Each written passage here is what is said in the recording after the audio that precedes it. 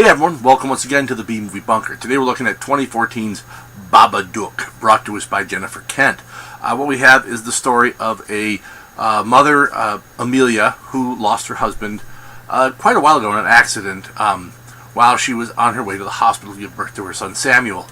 Samuel's kind of a, for lack of a better term, troubled child, or, kind of an ass, or a dick, has constant nightmares and just is a constant source of anxiety and frustration for Amelia. Enter a storybook about the Babadook, and horror develops from there. I like this movie. I think it set a great atmosphere in general for the film, but I think the bigger thing is that you have this you have the villain, the monster, whatever you want to call it, the Babadook, which in this film, and you have the mother, Amelia, facing her own inner demons as well. This child that just frustrates the hell out of her, and she doesn't know what to do, and she can't move past the death of her husband, even though it's been many years since he died, and she can't seem to get past that.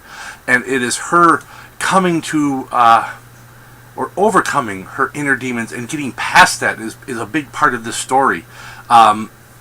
And you don't see that a lot in a horror story where you actually have a character grow and develop, and actually get past something. It's usually just, a lot of horror films are about the jump scares and stuff like that, and this one is a lot more about the mother and, to an extent, the son, and, the kind of the broken yet still, tangible, it's still there, that bond that they have as mother and son, the son, not giving up on his mom. No matter what she does because of the Babadook. Scale of 1 to 10, this is, in some ways, it's like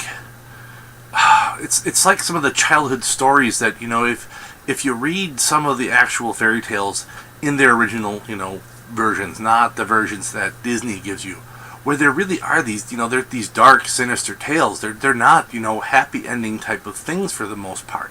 And this one, I'm not going to spoil it, but this one it kind of follows along the lines of that there's these, it's a darker story, and no matter how it ends, there's still this this overall blackness or bleakness to a lot of it, and I think that worked really well with the story. And I have to say that Liz Essie Davis as Amelia, I think she did a fantastic job showing the strain and just the overall world weariness of Amelia. The kid was fine. He played an annoying ass, and I think he did that well. And I'm not saying the kid himself, the actors, it's what the character was. I liked the story overall. I think it was actually a really well executed film. It is a bit of a slow burn. So, you're not...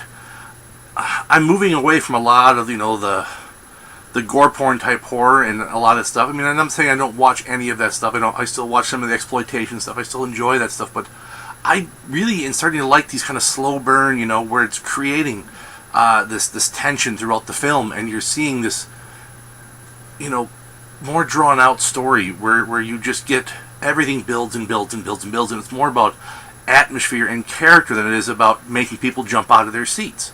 So that's all I've got for this one. Until next time. Stay safe out there in the wasteland, folks.